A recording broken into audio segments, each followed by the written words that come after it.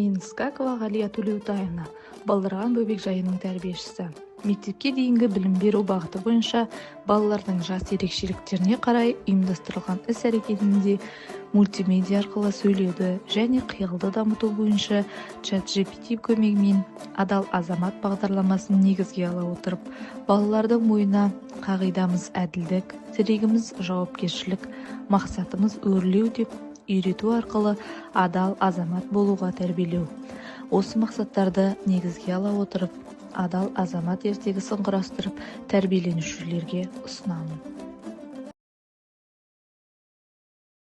Ертеде әсем, сиқырлы бір қалада әділ деген өте мейірімді бала өмір сүріпті.